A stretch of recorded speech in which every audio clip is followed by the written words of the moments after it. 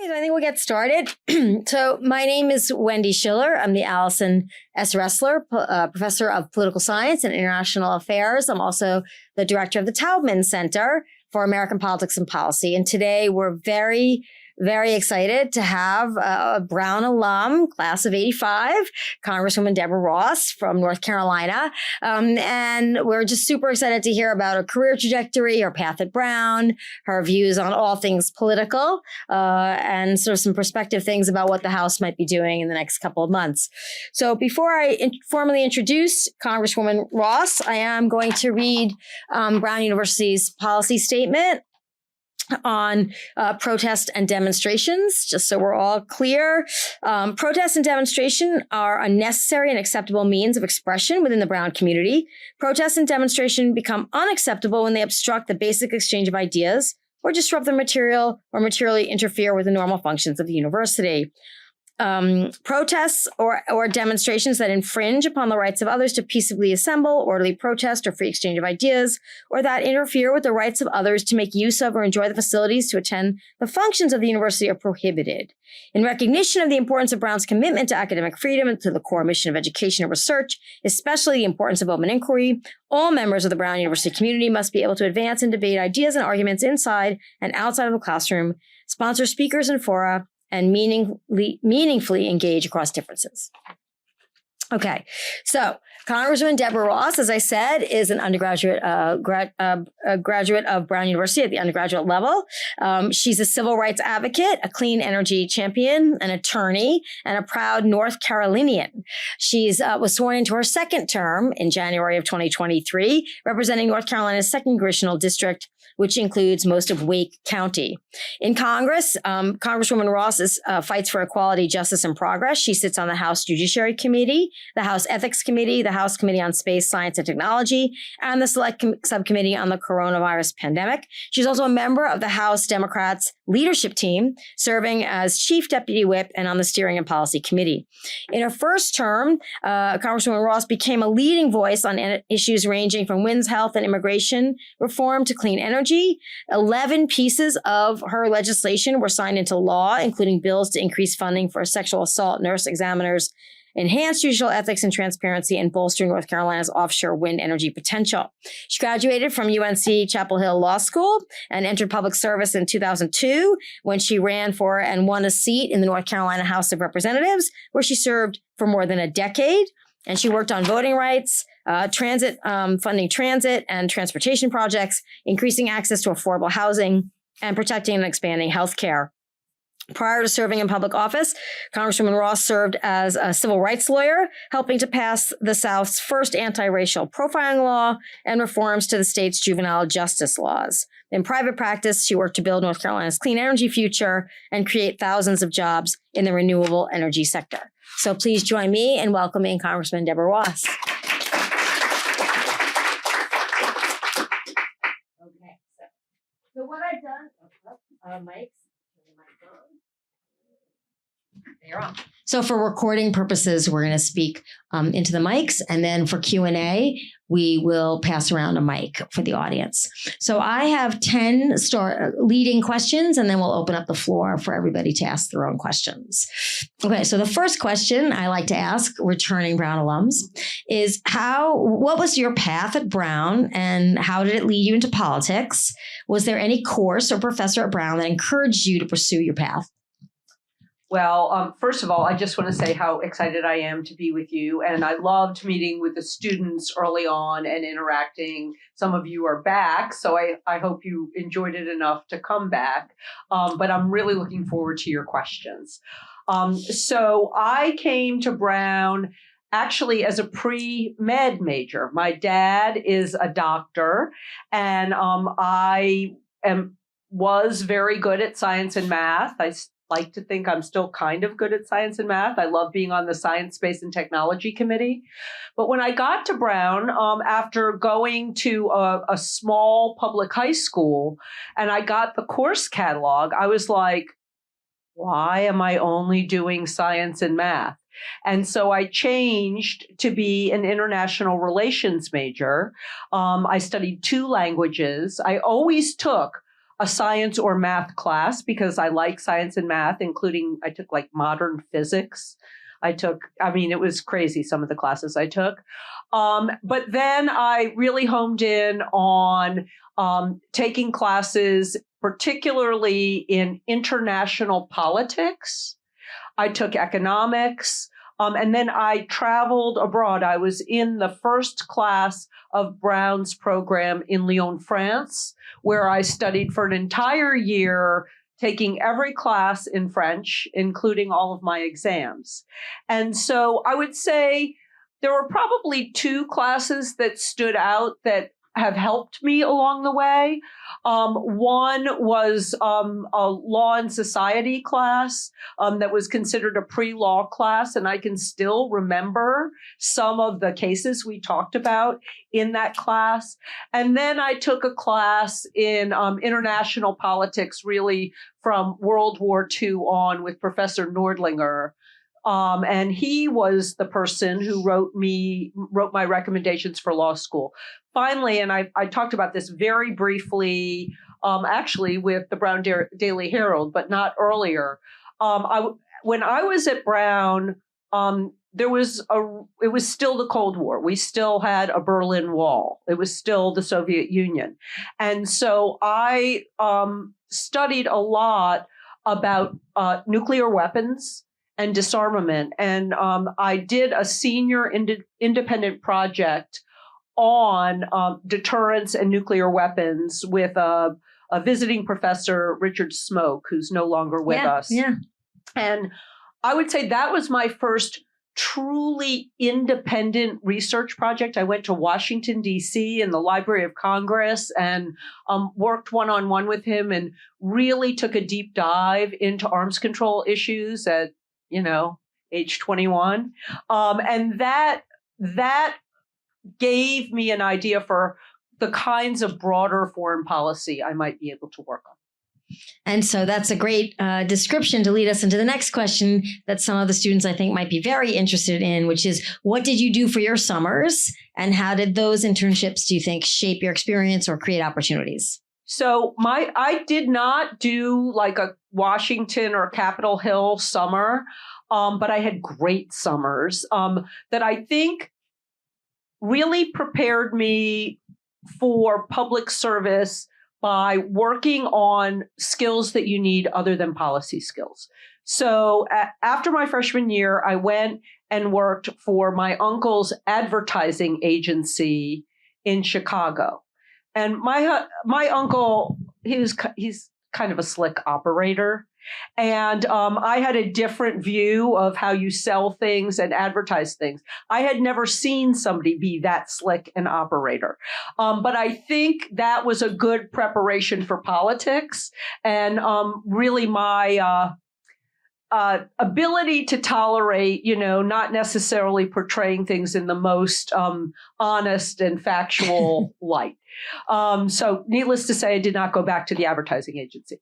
And then two of my summers, I was a lifeguard and coach. So after my sophomore year, I wanted to get a lot of money because I was going to go to France for a year. So that was back when you could drink at age 18.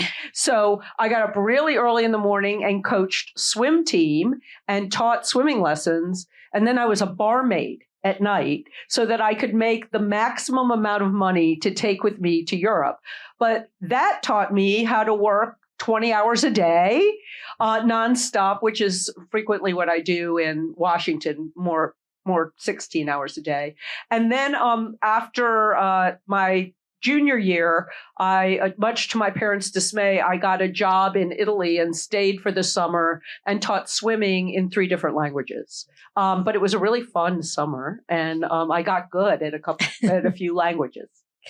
Wow. Okay. That sounds great. So then once you leave Brown, you graduate, and then did you go to law school right away or did you work for a while? No, I resisted going to law school. Even my Russian language teacher told me I should go to law school. I mean, everybody told me I should go to law school, but I really wanted to get some concrete policy experience. My father also wanted a little break because I had 2 brothers behind me get private school tuition. And so I went and worked on Capitol Hill. I worked for a member of Congress. I worked for a public interest organization. And it really was working for the public interest environmental organization. I met Carol Browner, who went on to be the head of the EPA in the Clinton administration. And she convinced me to go to law school, mostly for financial security and the respect that women lawyers got. Because back then, it was a whole different world. You couldn't even wear pants to work. And so it really was a credential that would give me the ability to go on and do some of the more serious policy work I wanted to do. Well, I want to talk about that work. And one last question about your experience. I know I followed you. I went to Capitol Hill after college and worked. And my work habits now are actually related to my work habits then. Did you find that, just the rhythm is a rhythm that you established and that you keep going with that rhythm now? Or did you shift how you use your time or how you write a memo or, all those sorts of things? I got my work habits. I've always been an early riser and I go to bed relatively early. So some people fight their personal rhythm. Bad idea. Because you should always work when you're at your best. I mean, sometimes you have to stay up till midnight. I have to drink like so much tea to be able to do that.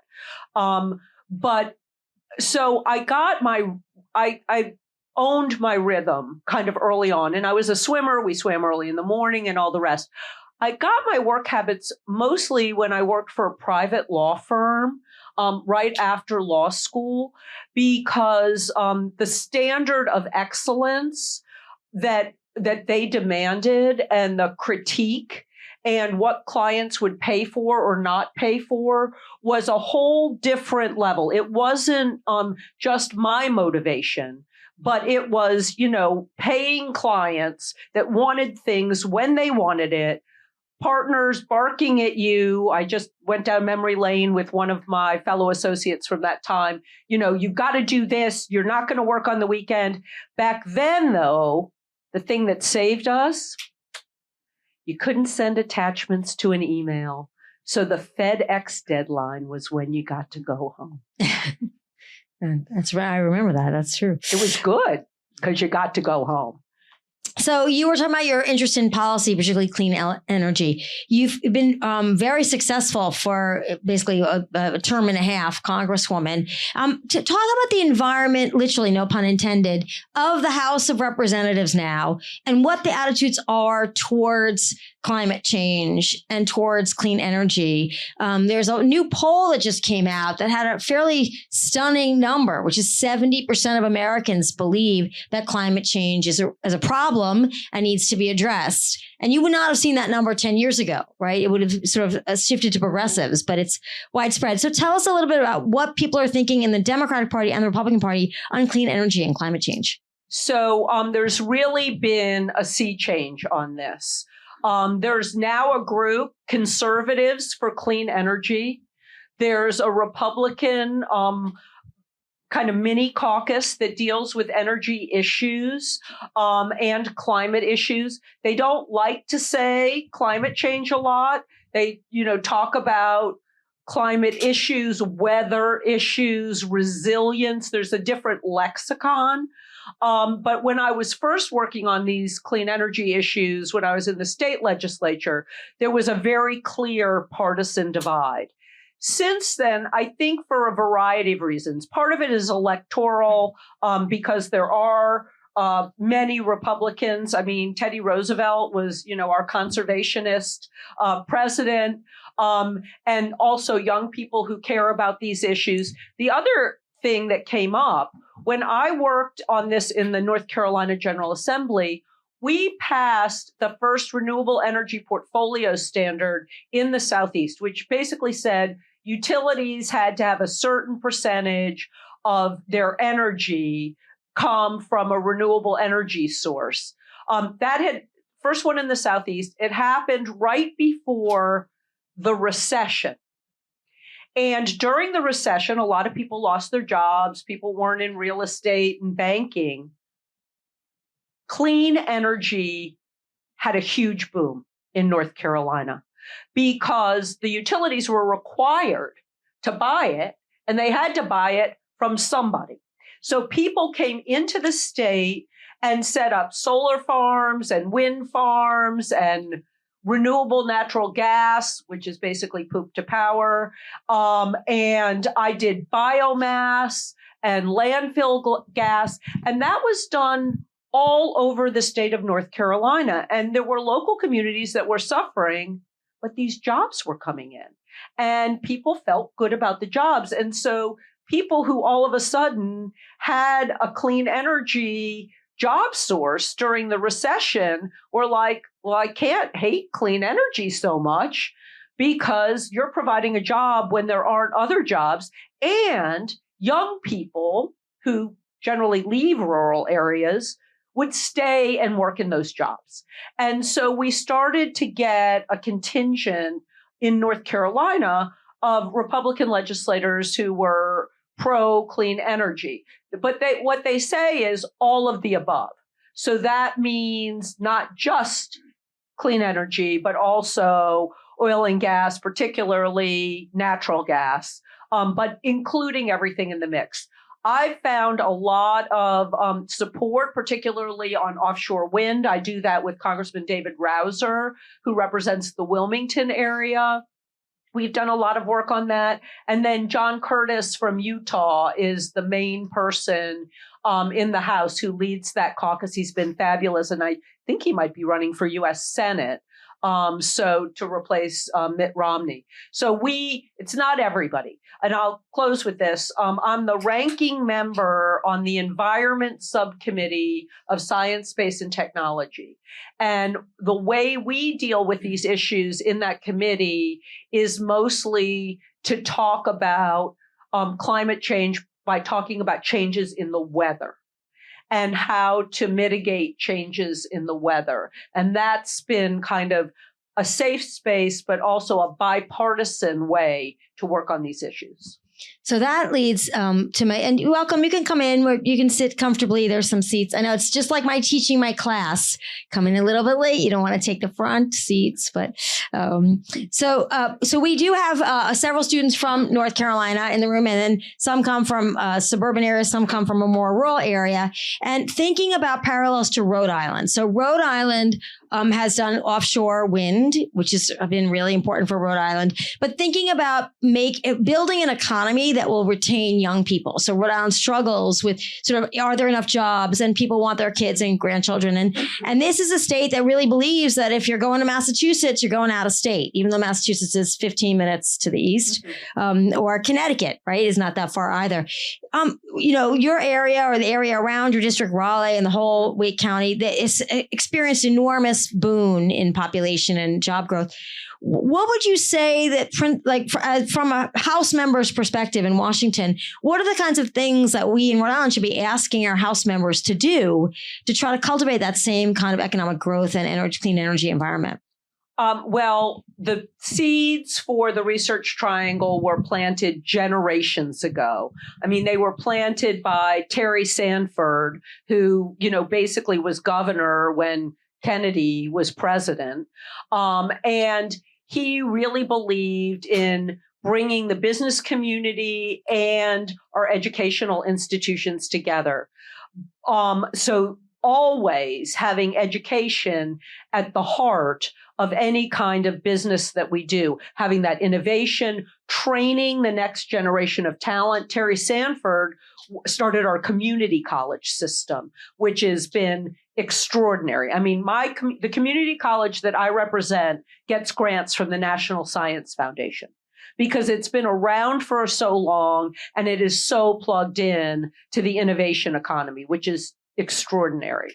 But the other thing that North Carolina has done, which a lot of southern states have not done. Southern states have done it in the agriculture, and we've done it in agriculture too. But in terms of innovation, is encourage immigration and have relationships with other countries. And that's what Jim Hunt did. Jim Hunt was governor for 16 years in North Carolina. He couldn't be governor for 16 years straight, so he did 8, took 8 off, came back, did another 8. And he had been a Peace Corps volunteer. And that made him very interested in other countries and in bringing other countries to the United States. So we just had the Prime Minister of Japan come to North Carolina after he did a state visit with President Biden. He didn't go to any other state. He went to a Japan center that has been at North Carolina State University for decades. When I went to Japan 2 years ago, people knew North Carolina. They even knew the textile industry in North Carolina. When I went to India last summer, everywhere I went, somebody knew somebody in North Carolina, had lived in North Carolina, or had studied in North Carolina. Even a Bollywood actor who had been in Silver Linings Playbook said, "Oh yeah, my sister-in-law lives in North Carolina. She lives in your district." But that was because of the environment that Jim Hunt cultivated in the 70s. And so when you bring industry, education, and global talent together, that's just a winning combination. So I'm going to follow up with that. So think about North Carolina as commonly referred to as a blue state. But if we, at the presidential level, and I wanted to ask you about this because it seems, because Terry Stanford went on to be senator from North Carolina at the same time that Jesse Helms, who was one of the most conservative Republican senators of the latter part of the 20th century. So they served together for some time. And so North Carolina has a supermajority that's Republican, but it has a governor that's Democrat, and then an attorney general that's Democrat. Who's running for governor now. So do you think that it's the economic and educational engine that drives North Carolina, that makes North Carolina so different from South Carolina, for example, politically? Yes. It's because we have the Raleigh area and the Charlotte area, and now, other pockets. So we are a more regional state. So if you talk to our economic developers, they will tell you that we have regional hubs of prosperity. So Asheville is another regional hub of prosperity for the arts, for clean energy. People think that Asheville is like some booming metropolis. It has 100,000 people? I mean, it has fewer people than Cary. But because people know Asheville for all the wonderful things there, they assume it's bigger. But what that does is it creates a hub for the counties around it. Wilmington is the same thing. And then, of course, we have the triad, which was textiles and tobacco, and now has become a hub for Toyota and manufacturing. But really the big drivers are Charlotte with the banking and energy industries, and then the research triangle with academics, clean energy, innovation, Red Hat, things like that. Okay, so I'm going to ask one last question and then open it up, because then I can always ask more questions. I'm thinking a practical question, and then I'll open up. When you came to the House of Representatives, you had to build a staff. So for all the students here who might want to go work on the Hill or be run their own office sometime, what does that entail? Who do you look to when you're building your staff? So it was particularly difficult, and I told this to the students I met with earlier, because I came in during the pandemic. So I had to do my interviews by Zoom. I had to rely on the advice of some of my colleagues. So our whip, Catherine Clark helped me hire my first 2 employees. The person who keeps the books, who, by the way, started out working for David Cicilline. So she's from Rhode Island. Former congressman from the first district. So thank you, David, because she wouldn't have been there for Catherine to recommend if David hadn't been there. And then my chief of staff had been the chief of staff for Chris Pappas from New Hampshire, and was looking to work. He has a very a swing district. So you have to be a little bit more cautious when you represent a swing district. And the chief was looking for somebody who is willing to take a few more risks. And so his chief was looking for another position, and Catherine Clark recommended him. But I also got kind of smart. Like, how many people have seen the movie Moneyball? Yeah. So it's all about building a team from unlikely people.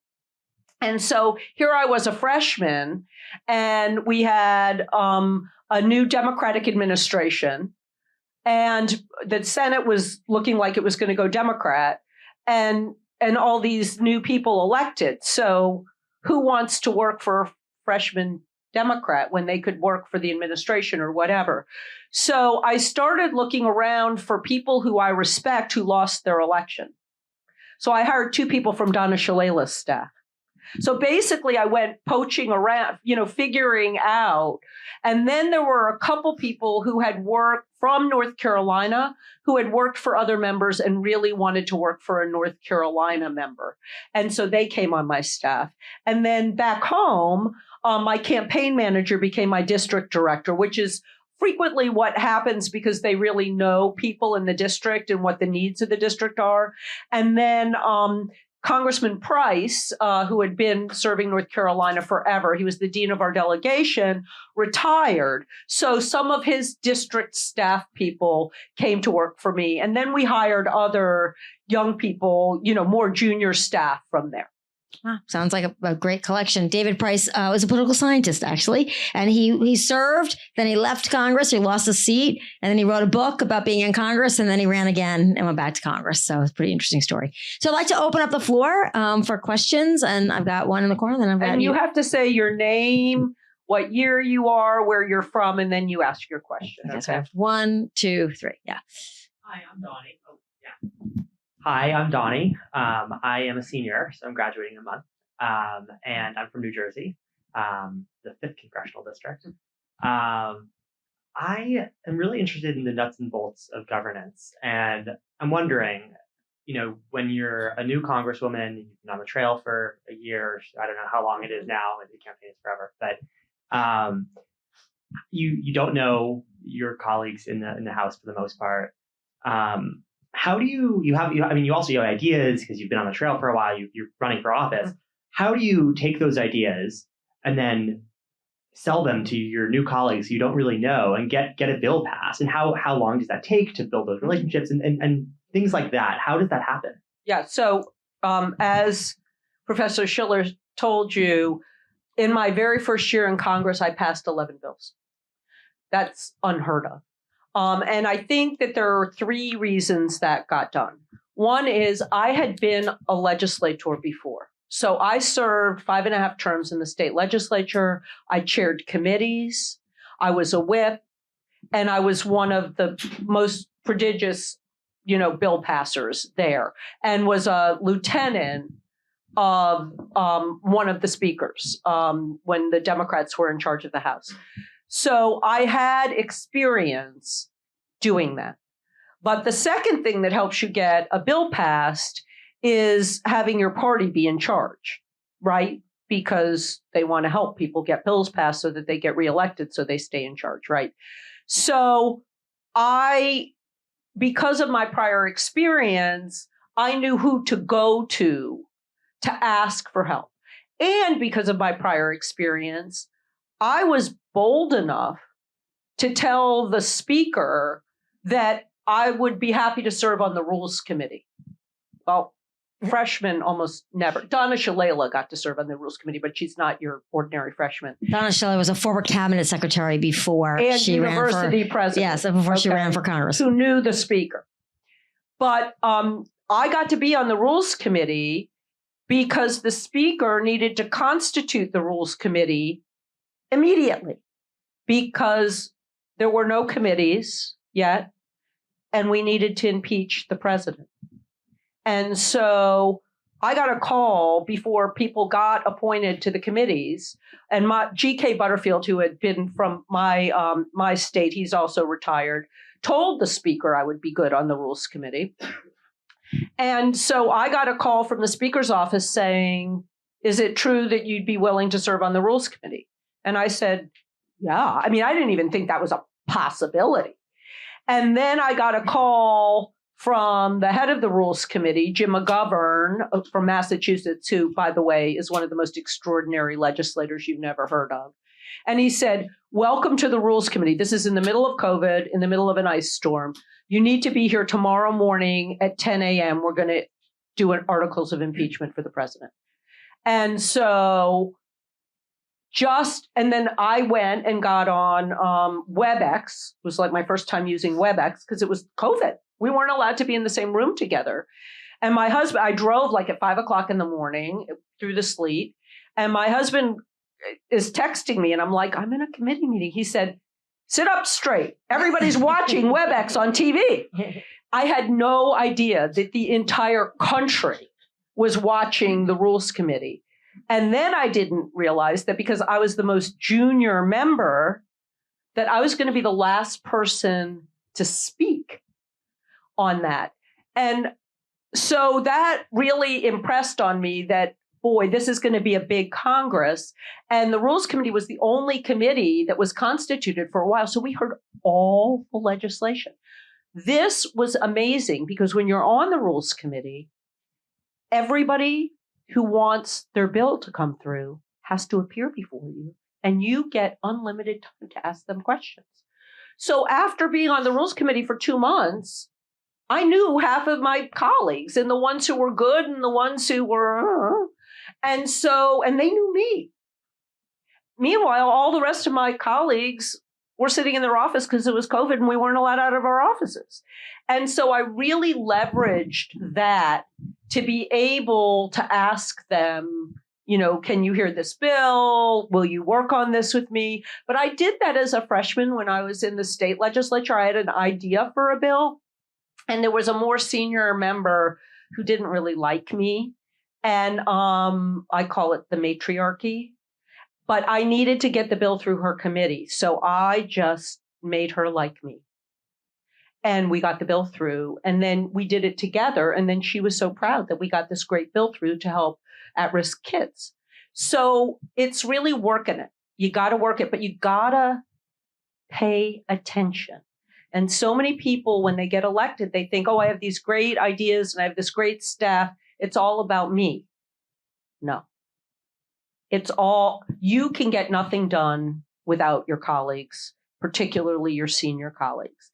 So that's how I got so much done in my freshman year. And now I have these relationships. A lot of the bills were bipartisan. Now the Republicans are in charge, and the Republicans I worked with when we were in charge are asking me to do things with them.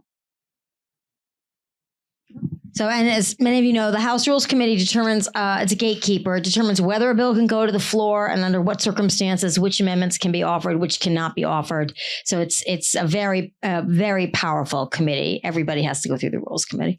So and the Democrats seem to manage that a little bit better than the Republicans. From their agreement on the Speaker with Kevin McCarthy, they have a very mixed group of majority members.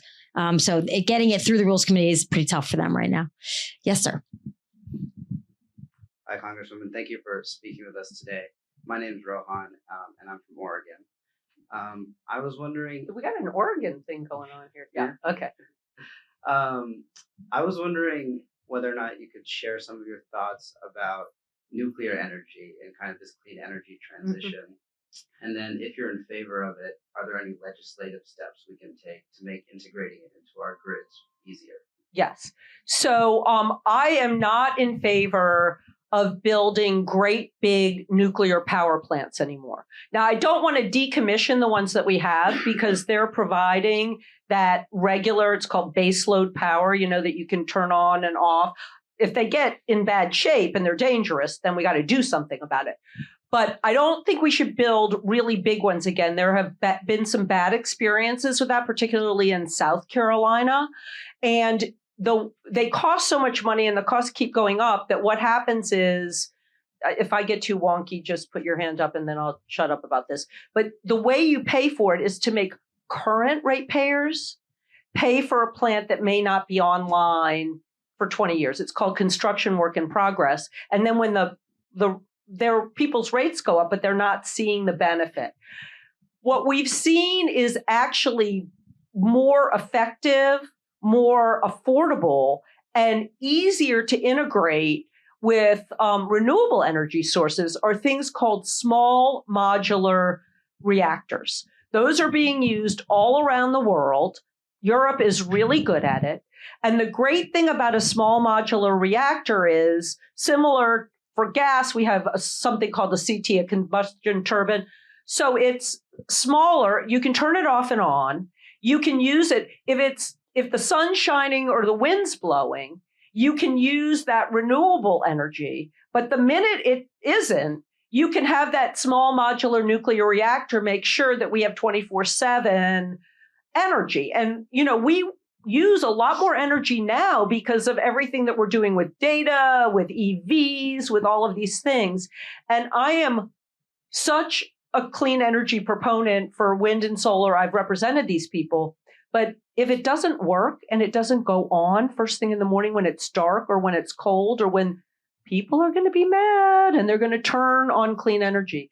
And so I see these small modular reactors as an affordable and nimble way to make sure that people have power all the time and that the ratepayers aren't saddled with some white elephant reactor. It also makes it easier to deal with the waste because there's significantly less of it, and there are better ways of being able to deal with the waste from the smaller reactors.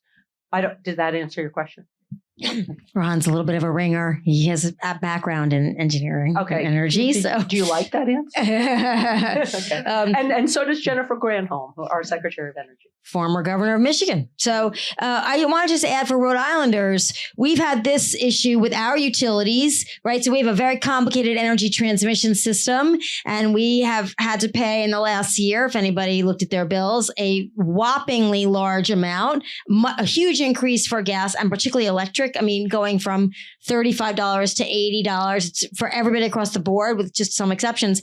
And now finally, there's been some relief for Rhode Islanders due to some pressure. But, the utility commissions can say you can keep raising rates and voters don't see the connection. Mm-hmm. So I want to just push a little bit and then we'll go to your question. How can the Democrats refine this messaging so that people can understand that this will make their life not only better and healthier, but they will not have to pay that much more for their energy?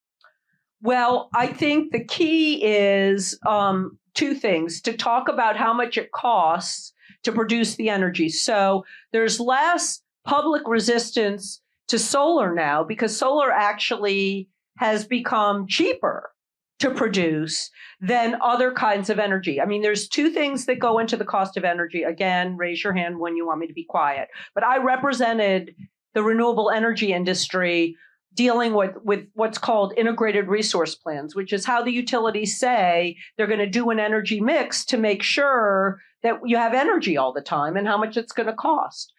But two things go in to energy: the construction cost of the actual thing, the capital cost, and then the cost of the fuel, the feedstock. So if you build a coal plant, you have to build the plant, but then you have to pay for the coal, right? And then you might have to pay for the coal ash or whatever.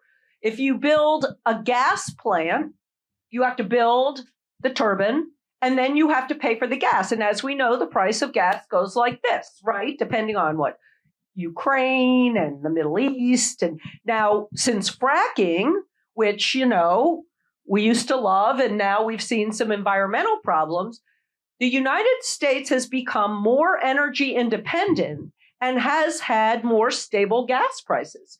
So the utilities argue, Well, people want the cheapest. And now that gas isn't doing this as much, if we already have the turbine, that's cheaper because we don't have to buy, construct it. But the beauty of wind and solar is all you have to do is build it, and then you don't pay for the sun and the wind. It's just intermittent. And so what we have to explain to the public is that, just like with the water system, at a certain point, the way you clean your water and the water system has a useful life, like your car runs down. And so then the question is, what kind of new car do you get? Do you get the kind that you had before? Or do you get one that's going to be more efficient and save the money over the long term? And I think that people just don't understand that that's the economics of doing things, that the money that you pay isn't just for the power that you get. It's to pay for the infrastructure and the lines and the clearing tree debris during a storm. That is for all of that. The other thing that is crucial is that there are low-income energy assistance programs. Because if you're going to have to raise the rates to have better distribution or to build the small reactor, and there are people who are poor and on fixed income. I'm going to take that book out again that I've been showing, Poverty by America.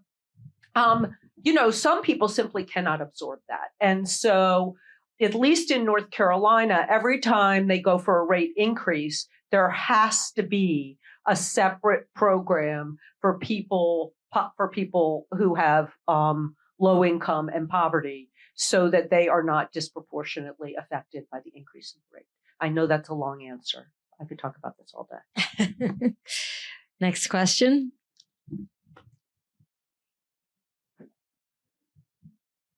Hi, Congresswoman. It's good to see you again. My question was about elected judges. Given how the North Carolina Supreme Court has flip-flopped on redistricting, what do you see as a path forward for judicial reform? What role do you see for elected judges? So it's in the North Carolina Constitution that we elect our judges. And so it has been attempted in the past to not elect our judges, but that requires the legislature to put it on the ballot. North Carolina is not a referendum state. I can tell you why it's not a referendum state if we want to go back into history. So I don't see this as changing, because even when the public has been, if you ask the public, do you want to give up the right to vote for somebody? They're always going to say no, right? I mean, that's a really hard sell. So the better thing under the current system, unless we come up with a way to get the public to say they don't want to vote for their judges, is to educate people about who these people are. And the problem in North Carolina is, the judges, people don't know who they are. The judges don't want to say anything about how they would vote. But right now, people are really attuned, because of the Supreme Court, to the power that judges have. And I think that this is a perfect opportunity for public education about the role of judges, who our judges are, and why, if you're going to continue to vote for them, you better know who these people are. So that's just a thought. Can I ask a follow-up question on that, and I'll get to your question? Is do some states have, you're appointed and you have to run for election? Do you think that would ever fly? North Carolina likes to elect everybody. North Carolina had the Halifax resolves, around Declaration of Independence time. They don't like concentrated power. They want to vote for everybody. We vote for our state auditor. We vote for our state labor commissioner. We were the last state in the country to get a gubernatorial veto. It is really hard to convince the people of North Carolina that they don't want to vote for somebody. And it's all in the Constitution. Yep. Hi, I'm Theo. I'm a first year. I'm from outside of Boston, and Congresswoman Clark is my representative. Lucky you. I think so too. Recently and kind of consistently, there's been some news about the slow rollout of electric vehicle charging as part of the bipartisan infrastructure law. Do you see a role for Congress in accelerating that, or do you think the executive branch could take some action to speed it up? Congress has accelerated it, and one of my bills had to do with that. So there's a working group on doing that. So Congress, certainly, we are having energy hubs to be able to do that. The administration, I think, is doing a fabulous job. But I think as people get more and more people get electric vehicles, the biggest issue is, where am I going to charge them and how far can I go? And that's what I hear from everybody, no matter where they are. So it's going to be really hard in rural areas to get people to do EV charging. There's a whole effort to have Walmarts, have EV chargers, just convenience stores, places where people go. So people are trying to be very creative about that. We did pass a law to create a special working group on it that I was part of. I think the main thing is that Congress continue to fund the innovation. We've taken a giant leap, but we can't just leave it hanging. Thank you. We have three other questions. So, hi, thank you for being here. My name is Grace. I'm a sophomore from Maine, and I'm wondering. We have a lot of speakers here, and it seems like half of them say, you absolutely have to go to law school if you want any shot at a career in DC, and the other half kind of say the opposite. And so I'm wondering, what are your thoughts on that, and what do you suggest the next step or next few steps should be for someone who doesn't want to go to law school? So I don't think you have to go to law school to have a career in DC. I think for a woman 30 years ago, it was much more important because basically women were discriminated against. They still are. But so it gave you a credential so that they couldn't say, oh, you don't have enough experience, or, oh, honey, you don't understand this. It's like, I was at the top of my class in my law school. Don't tell me that. So what I see, and I've been having this discussion actually within my office, because one of the best legislative aides that I have, who came from Donna Shalala's office, unbelievable writer, has been staffing the Judiciary Committee for me and many other things. She's been working on all the sexual assault work that I do. She's incredible. And she told me last year that she wanted to go to law school. And I'm like, you're doing a great job now.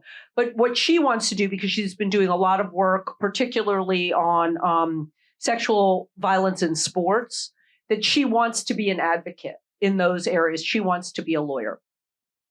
But the other people who I have who help me with legislative things are not lawyers. I do think it helps to be a lawyer if it's a very technical issue.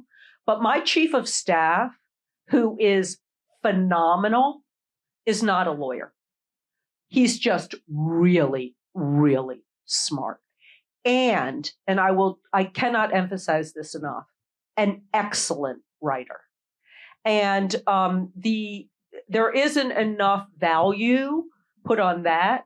But if you go and you want to do policy work and you're an excellent writer, come see me, because I'm looking for them. People want to do policy work, but they want to just give you a bullet point or send you an article. And I get 5 minutes to speak in all of my committees, except for the Rules Committee, which is unlimited, but I'm not on that anymore because we only have 4 people now. When I take my 5 minutes, I want to make those 5 minutes count. And when Katie, who's going to law school, writes things for me, they're unbelievable. The other thing that I would say, if you don't want to go to law school, is that if you're an extrovert who, really gets to know the committee staff, really gets to know your colleagues, knows all the scuttlebutt. I have a couple people in my office who they're not really the greatest policy people, but boy, they know what's going on. And, being really smart and sitting at your desk helps me with my 5 minutes. But having a couple people in my office who move around and kind of know what's going on. That helps me decide the strategy. And so I think you need to figure out what skill or talent you have that you enjoy using, and then figure out a job that matches that skill and talent. The most frustrating thing for me is when, and it's actually, this is the truth. I have somebody in my office who is an amazing people person, and they want to be a policy person. I'm like, what do you know that I don't know? You're 22. There are so few people who have your people skills. I understand you want to be a policy person, but I'm just here to tell you, you're just going to be one of thousands. But there aren't people who are as good as you with other people. And we're going to have that difficult discussion. But I mean, when you have those skills, use them. And you don't have to go to law school. We need more lawyers with good people skills. But anyway, that's what I would say. Do that kind of assessment. Right, Nathan? Question there and then question there. Hi. Thank you again for coming and everything.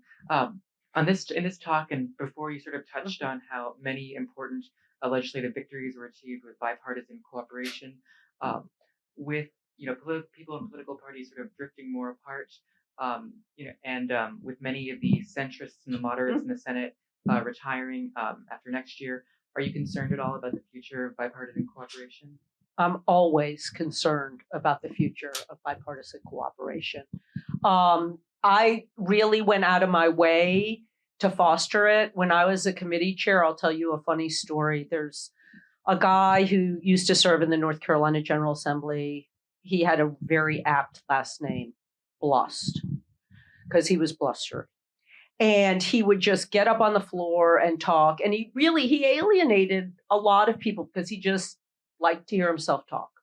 But he was on a committee that I chaired, and he wanted to pass a bill. And he had never gotten a bill through the House. And so I asked him to give the staff all of his ideas for the bills.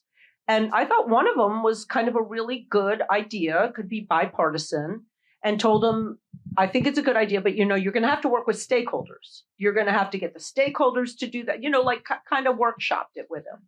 He got it through our committee unanimously.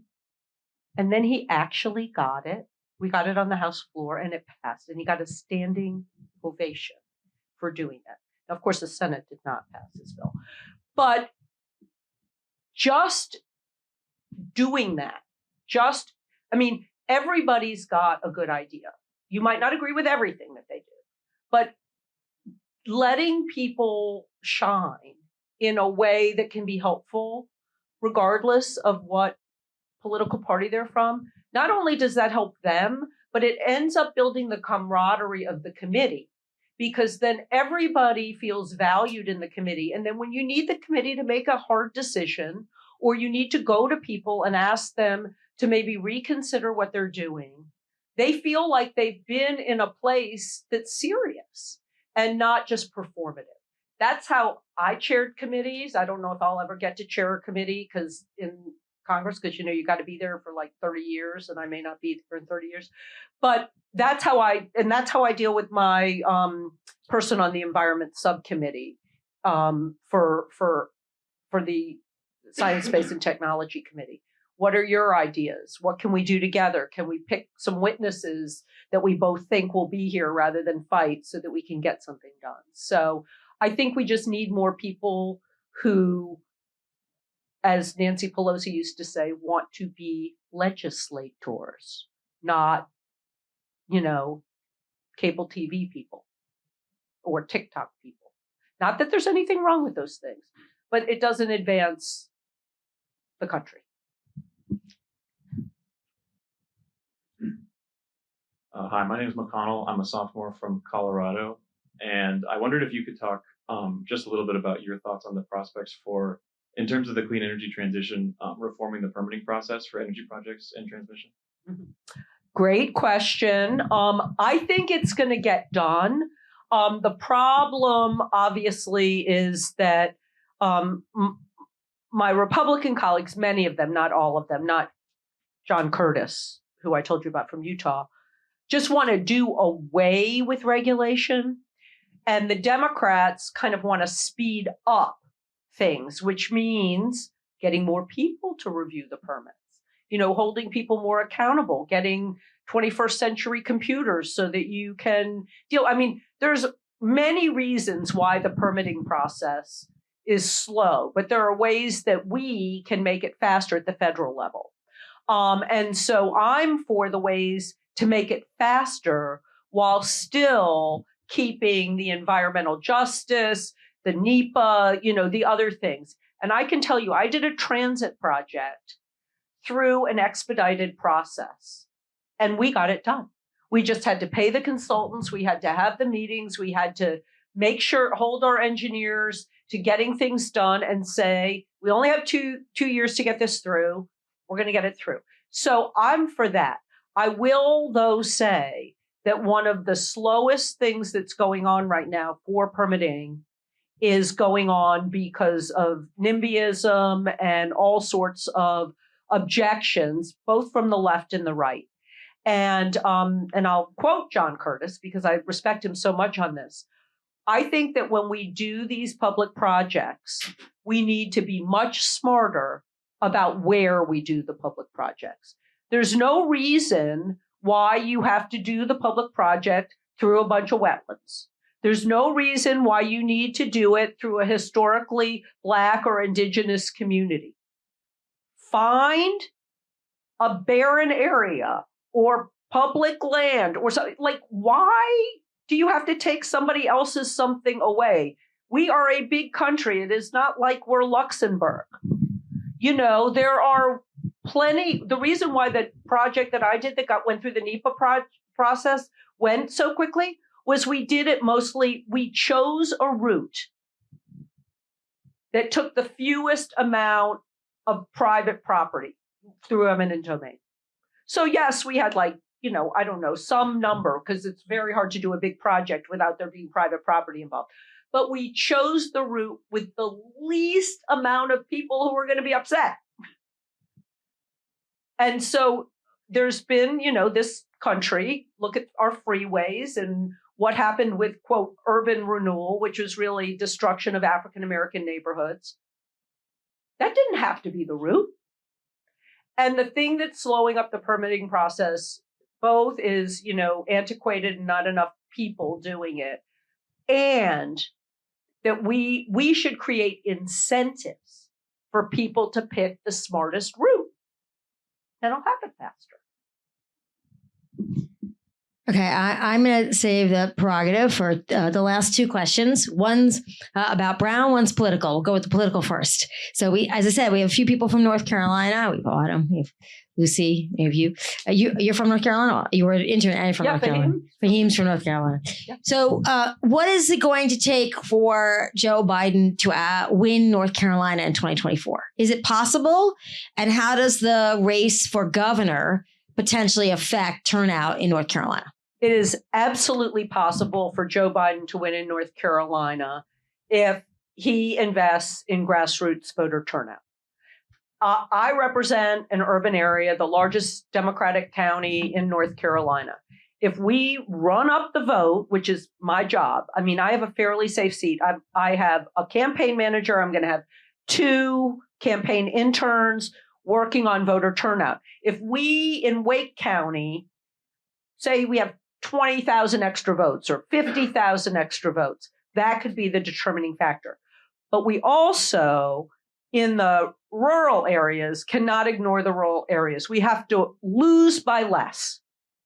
So we have to have candidates who are from those areas, who are willing to be those foot soldiers.